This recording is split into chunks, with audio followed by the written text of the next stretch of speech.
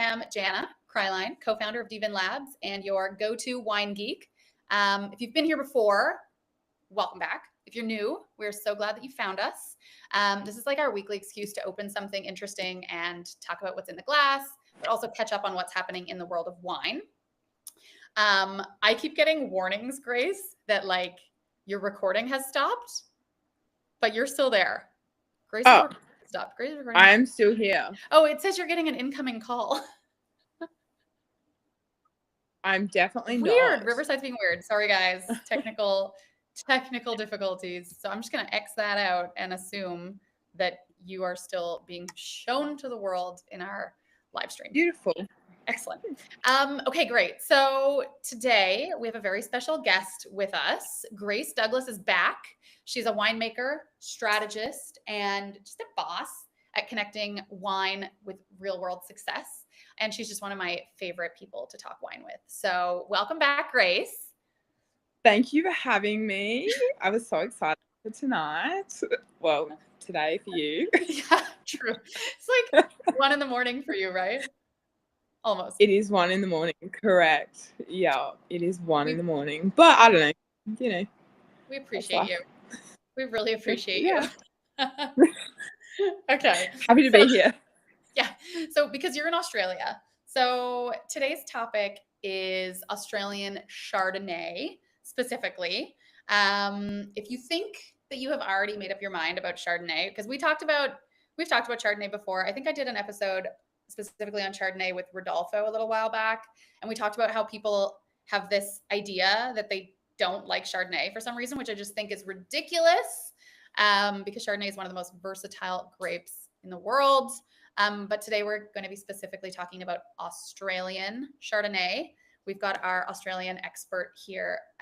So yeah, Grace, let's just dive into it by first of all introducing what we've got in the glass. So I assume you're drinking an Australian Chardonnay, am I right? I am. So I am drinking a basket range Chardonnay. Mm-hmm. So a lot of people don't know where Basket Range is. It's Adelaide Hills, so very cool climate. And it has a little bit of a wild reputation for being all those natural winemakers sort of hang around in that area. So, yeah that was kind of, my pick for tonight. So, that's what I went with. Well, I actually, look, I did my homework. I ordered a bunch of wine from Lobenberg's. Lobenberg, if anyone on your team is watching this, where are my wines, guys? Where are my wines? So I'm drinking a Chardonnay, but I'm actually drinking a Chardonnay from Alto Adige. So I am in Italy, which is... Okay, so you are very far away. I am very far away. I am actually very far away also. Yes. But yeah, this one's closer to where I'm located. So I'm drinking a Guerlain. It's a 2019. It's really good. It's like, cool climate Chardonnay. I don't know how familiar you are with the Chardonnays from Alto Adige, but they are phenomenal. So this one, I've been waiting to open this for a little while. It's like a great value wine, but it's really impressive in the glass. So it's got a lot more depth than I was even hoping for. So yeah. Okay. Yeah, that's good. It's good. Yeah. So are we talking cool climate as in super linear, flinty and structured, or more sort of flinty? Yeah. Like, but also, it's like the green apple-y kind of pear lemon zest, white flowers, like the whetstone kind of thing going on. But it's also got more body than I thought it was going to have. And I need to ask Wine Guy how this wine was made. I'm going to do that. Because it feels like it's got some oak. But yeah, tell me a little bit more. If you were thinking the way that I just described this wine, which Australian wine region would it compare to the most? Based on that? Say Adelaide Hills or Yarra Valley, definitely. Yeah, something with a little bit of altitude. Nice and cool. So yeah, that's probably where I would that makes a lot of sense. What you described. Yeah. Alto Adige. There's altitude. Well, there we go. Cool. Okay, So we're going to do like a whole regional overview, and we're going to dig into what Grace is working on right now. We had her on the show a couple of weeks ago, or has it been like 2 months? It's been a No, minute. it's been 6 weeks. Oh my 6 God. weeks. Who's counting? Yeah. Are you counting? Yeah, look, I've had plenty of countdowns on. I'm already like, when can we have you back? That's not like you're gonna take over our Wine Wednesdays with me. I would love that. I would love that too. I would love that Also, too. yeah, also shout out to our amazing producer who's in the background and also needs to come on as a guest sometime soon, Kylie.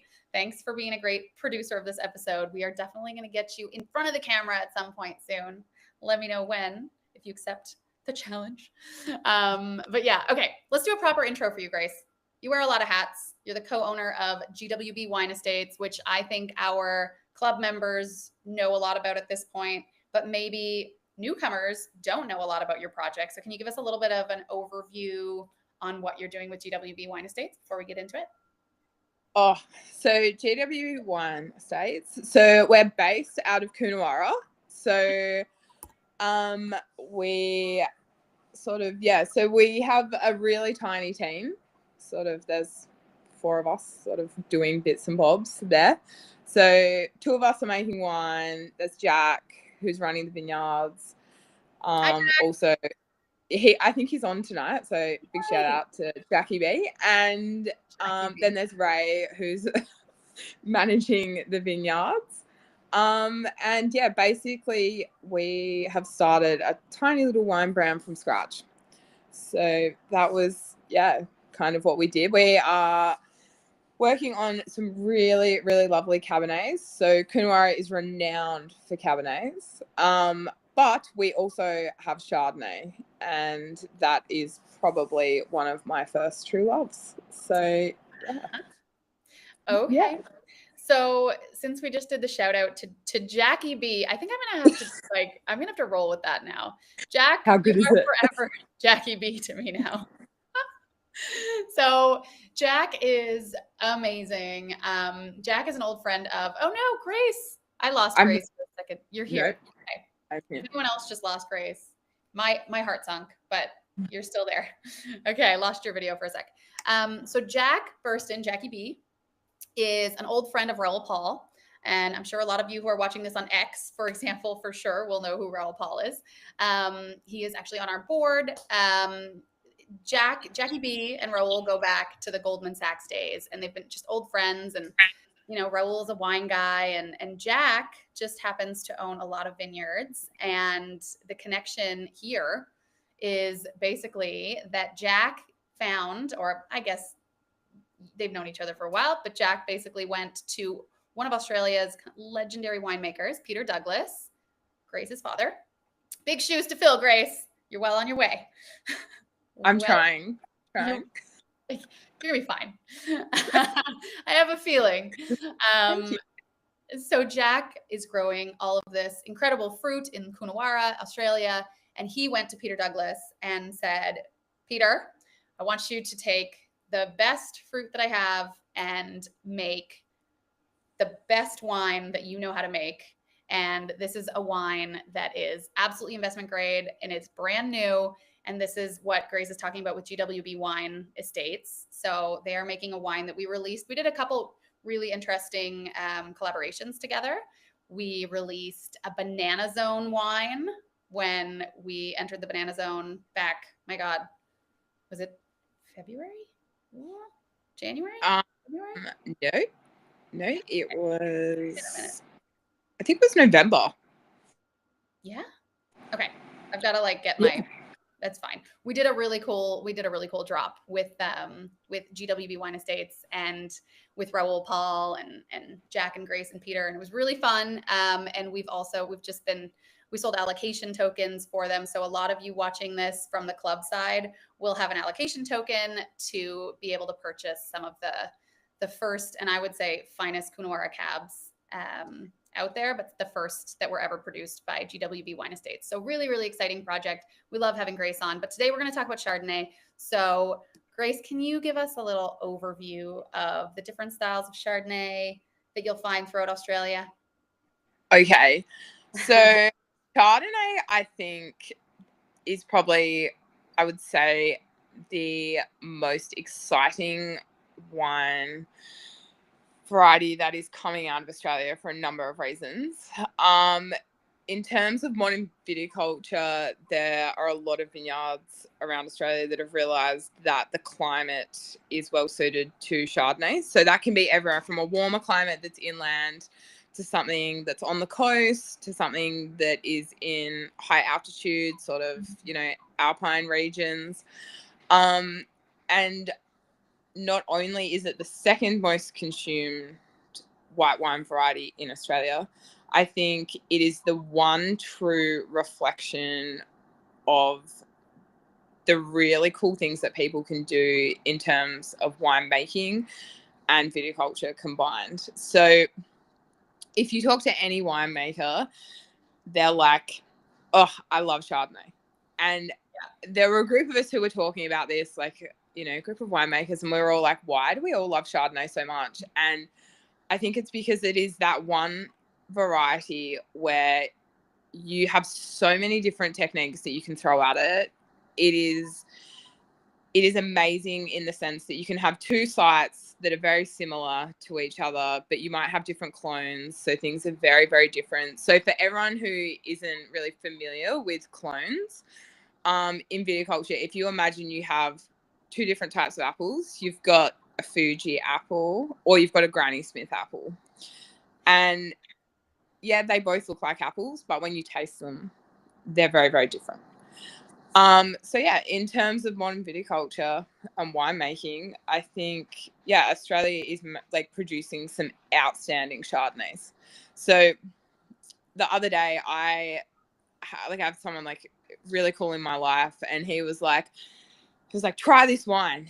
And we like play this little game where it's like, he'll pull a wine out of the fridge, he'll pour it for me blind, and he'll be like, okay, tell me about this wine. And I'm like every time, like, I just get so frustrated. And he was like, oh, you like, just try this. And I was like, okay, yeah, I'm going for it. And I like stuck my head in this glass and I was like, oh my God, what is this? This is amazing. And he was like, no, you tell me about it. And I was like, all right, well, I'm getting hints of seashell, oyster shell. I was like, so I'm thinking it's somewhere near the coast. I was like, it's quite round. It's got really amazing depth, really amazing body. I was like, the oak structure is really cool. And he was like, you've never spoken about a wine like that. Ooh, like ever. Interesting. And I was like, yeah, it's been a while. Hey, like, and he was like, all right, what variety are you calling it? And I was like, well, Chardonnay, obviously. And he was like, region. And I was like, oh, I can pick up the salinity. So I'm going to say somewhere along the coast. And I'm going to say this style seems pretty indicative of Margaret River. And he was like, yeah, bang on. He was like, ooh, you got it. And interestingly enough, a few years ago, someone did the same thing. They put a glass in front of me and they were like, all right, call it. And I was like, super linear, super lean, more green apple, like kind of like the Shardy that you were talking about. And I was like, gonna call it Adelaide Hills. And in Australia, you have every single region tends to produce not only a specific Chardonnay style, but they all kind of follow this really amazing trend, which is really cool. Like, I think it's something that we all kind of keep a certain standard to. And as a winemaker, if you know, Chardonnay is kind of always the first cab off the ranks when you're harvesting. So you're like, oh, like, can't wait. Like, my boots are clean. My clothes are still clean. Like, everything still feels good. My bones don't hurt. And Chardonnay is always one of the first things to come in. And you just have so many different options to make a really good Chardonnay. Like, you have the people who make it more in a Chablis style and they're like, oh, put it in tank, ferment it. But then you have like the real Chardonnay people that are like, okay, I've selected this oak, this French oak, and it's got this toast, and I'm like putting my solids in here. So they're like they're going to be like more heavy and you're going to have more texture. And you're like, I specifically like had these barrels aside for 12 months. And it's really amazing. Like in terms of Australian producers, I think it's the one variety that separates everyone and really is a reflection of like how far a winemaker is willing to go to like reach the pinnacle of perfection. Man, I love talking to winemakers. It's such a different, like, you go so deep. It's great. And for anyone watching this who's like, actually, no, I'm going to back it up. I was going to say, this is like so deep that I wonder, people watching this on X who are like, or on YouTube or wherever we're streaming on X and YouTube right now. If you're thinking like, I'm a wine novice and this is intimidating, like, I think Grace has the most beautiful way of making it just sound so normal, like comparing it to apples and everything. Like, it's so understandable. This is why I love talking to you, Grace, because it just brings everything. It's just like, it's clarity. You just feel like I feel like I'm walking through the vineyards with you at harvest. It's awesome. So yeah. Okay. Wicked. How long has Chardonnay been in Australia? Since like 1800s, I think. Yeah, 1800s. And then a lot of people ripped out their Chardonnay. So we had like the Great Australian Vine Pool, which there was a big oversupply. So a lot of people either grafted over their Chardonnay into red wine or like red grape varieties rather. And then, certain regions were like, we don't need Chardonnay. But yeah, still, second most planted variety. Which is, kind of cool. But then you don't see, you see a lot of Chardonnay, but you don't see a lot of premium Chardonnay. Like, it's very much so reserved for certain areas because Chardonnay tends to overcrop. So you have to be very, very diligent in what you're doing, which is kind of cool. Like, think of it as kind of the variety that you just can't leave any stone unturned to reach where you want to reach. Yeah. And it's also a grape that has like 100 personalities. So you can just, what I am kind of comparing this to is like, okay, the old school style, tell me if I'm wrong, right? Because like, I don't get a lot of Australian Chardonnays, but what I understand is that there was an older style that was kind of like bigger, oaky. It was like a, heavier wines, creamier. And those are still delicious. And I'm sure still producers that intend to make their wine that way and make their wine that way. And that's great.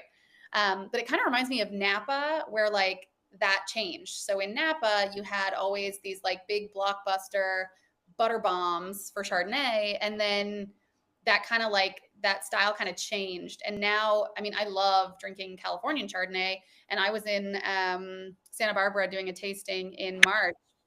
And I blind tested everybody at the event that I was doing, actually with Raoul Paul. It was basically like, is it French or not? And we tasted oh my God, what was I'll have to look up which wine exactly it was. And I will do that in a second. But it was basically, everyone called it Burgundy. It was so gorgeous and refined. And like, it was 100% like Montrachet. It was insane. It was so good. And it sounds to me like Australia has kind of also had that pendulum swing where it was like big, buttery, whatever, but you have it's the grape with a million personalities and you can make it in all these different styles. But would you say that that's comparable example?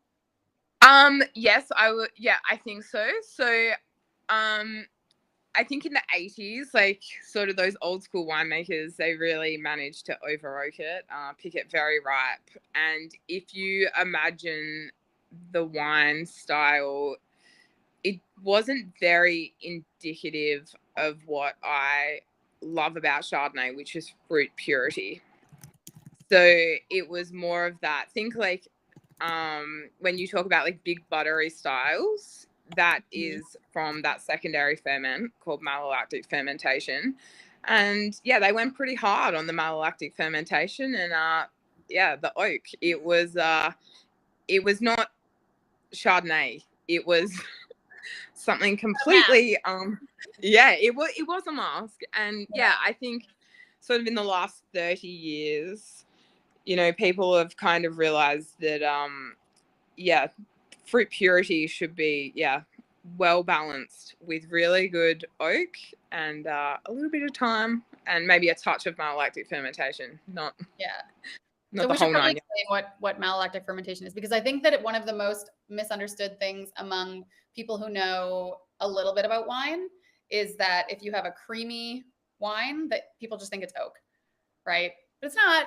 It's malolactic fermentation, which is when malic acid converts to lactic acid and gets Yes, creamy instead of tart like an apple. So exactly. yeah. So yeah.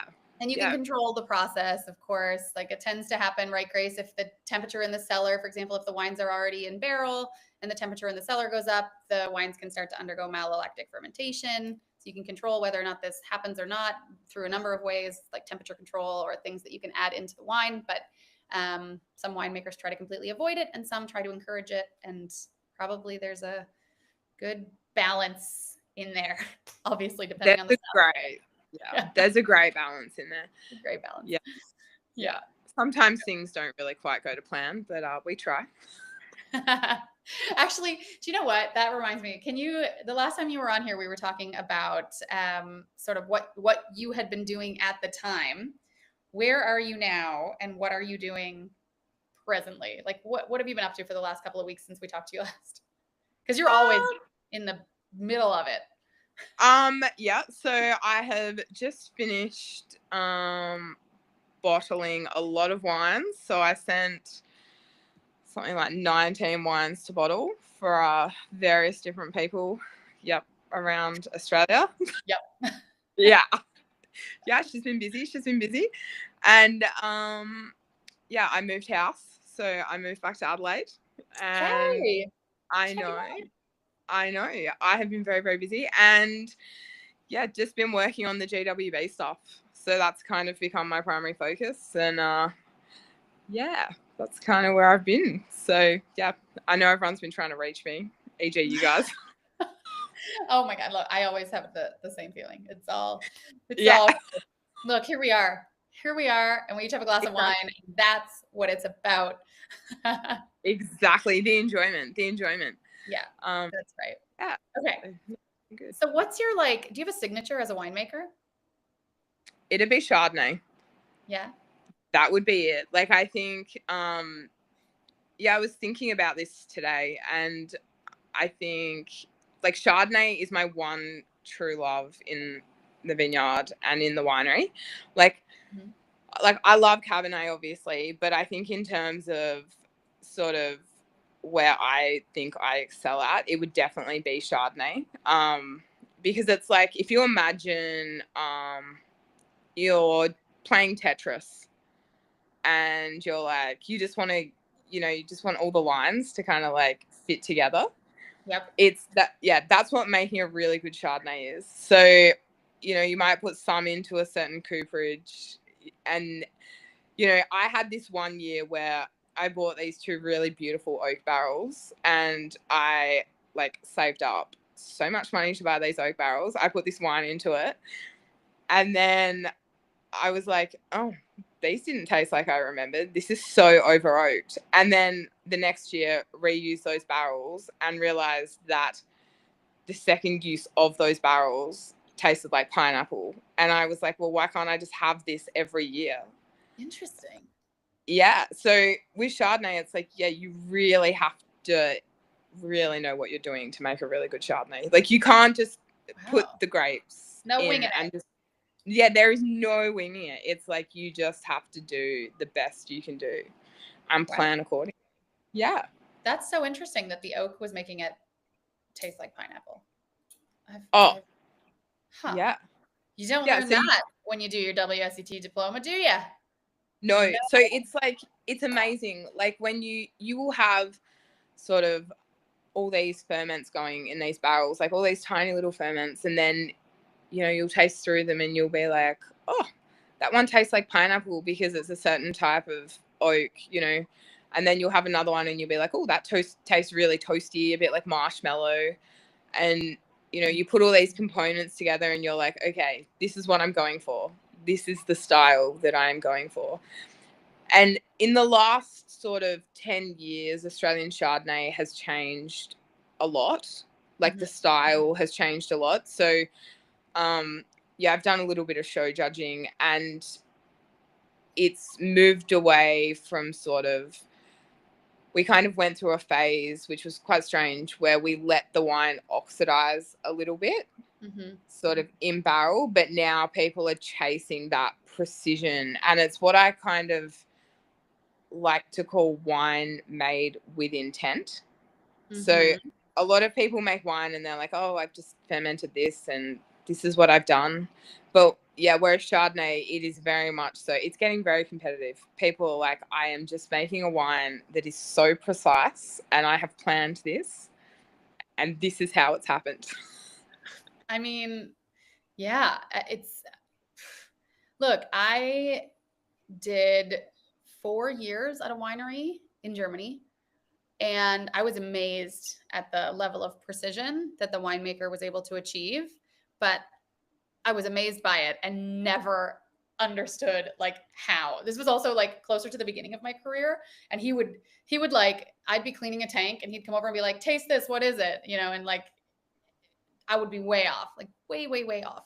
I got better near the end, but it was just incredible. Like he's like, okay, at the beginning of the year, he's like, we're gonna make this and we're looking for, you know, it should taste like this in the end, or it should be more reminiscent of this vintage and whatever. And I was always like, yeah, like, okay, like totally just is going to depend on the vintage, but I was very wrong about that. So, and it was incredible what they could do. So, yeah. Yeah, I think, yeah, it is quite reflective of the vintage conditions, but the longer that you work with a particular vineyard, the longer the more trial and error you get to do. So like with the GWB vineyards, with the Chardonnay, for example, each year, you know, we've been pushing the envelope a little bit more, trialing different oak and definitely getting to a point where it's, yeah, the whole picture is coming together. But it's something that takes so much knowledge. So everything from down to the clone. So in the GWB vineyards, we've got the Mendoza clone. So it's renowned for what's called hen and chicken. So if you imagine grapes and you're imagining a bunch of grapes and in your head you probably see all the berries as uniform size. Whereas hen and chicken, you get like tiny little like grapes amongst bigger grapes, so you have more surface area and less surface area. So, e.g., smaller berries, more taste in one bunch. Yeah, and sort of when you know you go through life and you're like, oh, everything needs to be uniform. Whereas like this particular clone, it's like no, it doesn't need to be uniform, and you don't actually want it to be uniform. Interesting. Okay, yeah, I was gonna say, I guess I've never seen that clone. That's cool. Okay. Yeah. I mean, I gotta say, I remember, so my background is when I got into wine, the first kind of step for me was doing my sommelier education in Toronto, and I was working on the floor of a restaurant, of a high-end restaurant. And I thought, okay, I'll do my sommelier education and I'm gonna know so much about wine, and it's great. It's gonna be amazing. I'm gonna be a pro. Finished that education, had never stepped foot in a vineyard. Certified somm, never stepped foot in a vineyard. And it's like, I went and did my first harvest and I was picking the grapes. And I can remember, you're going to have a heart attack when you hear this. I can remember I was picking the grapes and putting them in the little crate and like crushing it down with the next crate. Ludwig, if you're watching this, my old boss at the winery, I one day I did that, vintage 2015. Okay. Anyone's drinking those wines today? The stamp of approval. And anyone listening to this is probably like, yeah. Like if you don't know about wine and you don't know about winemaking, like I was like a somm. I finished, like I knew everything about labels and how to sell wine and what was in the bottle, but I had no idea about winemaking, viticulture, like anything that happens before it goes into the bottle at all. I was still under the impression that vines grow and you leave them alone all year and then you just come and harvest. Which look at how hysterical that is. Yeah. Yeah. Yeah. And then I went and did my WSET education and was like, oh, and worked at a winery and was like, oh. So yeah. But I've still never seen the Mendoza clone. So that's cool. That's nerdy. I like it. Yeah, and I think if we're looking at Chardonnay as a whole in Australia, Australia's very lucky because we're starting to work out which clones suit which climate incredibly well. So yeah, it's kind of exciting. Been in Australia since the 1800s, and it's just now it's starting to get that specific. That's incredible. It's amazing. Like you have wineries sort of that are specializing in Pinot and Chardonnay in certain areas now, which, you know, you have like there's one particular producer and they've got 5 single vineyard sites for Chardonnay, and they produce 5 single vineyards. Okay. And 5 vineyard wines. So I have to admit, I mean, people ask me all the time, oh, Grace, for me, Grace is gone again. So if she's still there for you, great. I'm just going to keep going.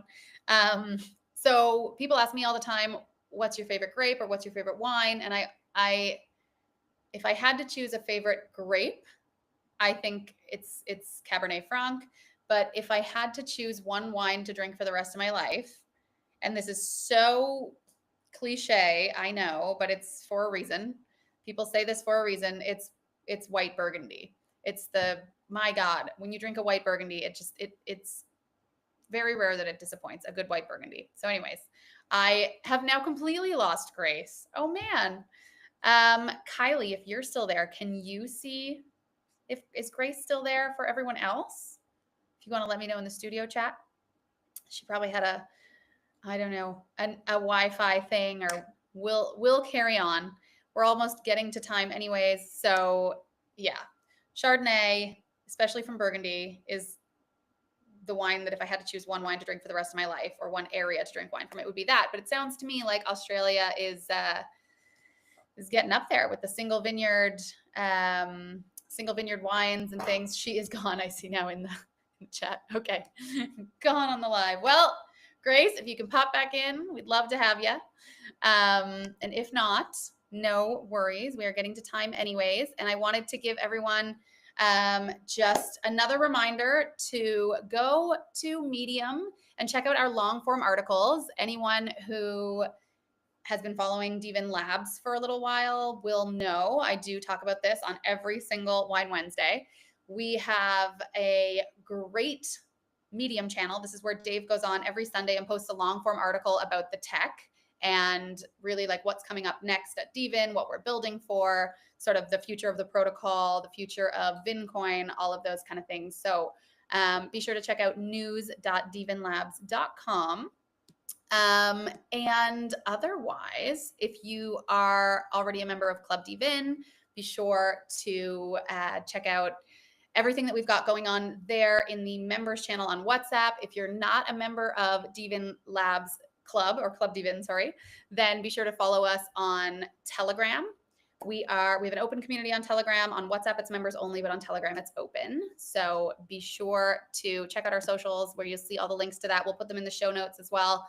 And I'm sure Kylie will throw the link up there in YouTube and on X for everybody to jump into those chats. And last but not least, we have to give a big shout out to Bacchus AI or Wine Guy AI. Anyone who doesn't already follow Bacchus on X, Bacchus_dVIN is the handle. That is your Bloomberg terminal for wine on X, bringing you basically every day. There's a ton of new posts from Bacchus. It's live market insights, everything that's kind of going on in the world of wine, in the investment grade side, kind of big trades that are happening or big sales and auctions and things like that. He is monitoring it and posting live with insights. So that's really cool.